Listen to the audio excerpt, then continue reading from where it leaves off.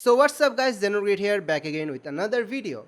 So a couple weeks ago Sony showcased their upcoming games and some of them really grabbed my attention. So I made a list of upcoming games that you should look into as well. Some of the games I'm actually really interested in and they really excite me, so I thought some of them might excite you as well.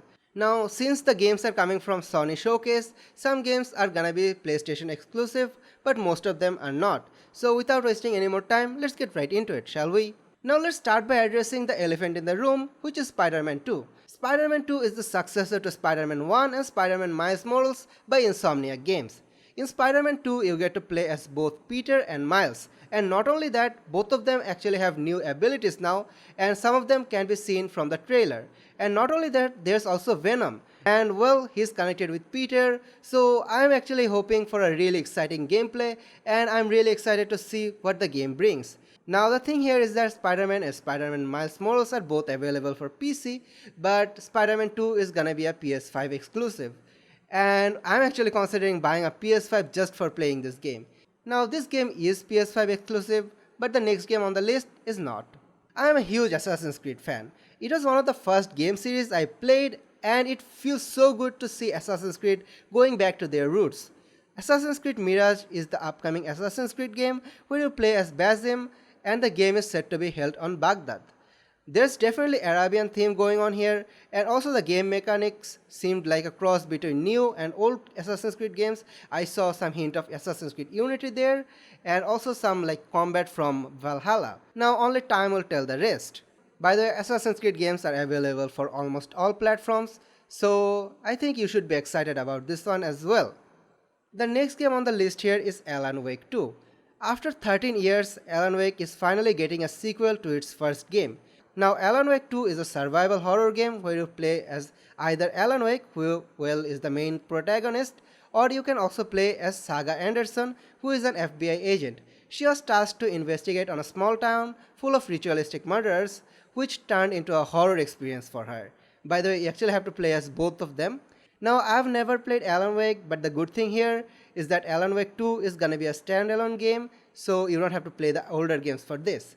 And if you're into survival horror, you should definitely check this game out. Next game on the list here comes from one of the oldest series in gaming. Well, you guessed it, it's Final Fantasy. Final Fantasy 16 is the new upcoming action RPG game by Square Enix. If you are into hack and slash combat, you definitely should try Final Fantasy games. The game is going to be a timed exclusive for PS5, then the game will be available for both PC and PlayStations. By the way, the game is actually released at the time of me recording this, so you can definitely check the game out in YouTube. By the way, if you're enjoying this kind of video, please subscribe to the channel, and if you subscribe, you're gonna get more FPS while playing these games. If you don't trust me, well, one of my friends did not subscribe and he was not getting any FPS. Next on the list, we have another action RPG, which is Dragon's Dogma 2. Now this is a medieval style hack and slash game which features, well, dragons. From the looks from the trailer, the game felt like a cross between Skyrim and Dragon's Age Inquisition.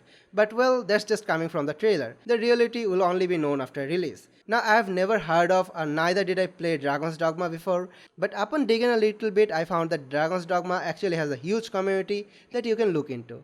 Made by Capcom, the game will be available for all current gen consoles and PC. We have two fighting games on the list next, Street Fighter 6 and Mortal Kombat 1. Now by the time I'm making this video, Street Fighter 6 is already released and the game looked pretty good. And let's be honest, Street Fighter is a classic fighting game, so you can definitely check it out. Now I'm not gonna say much because well, it's released, so check out some gameplays.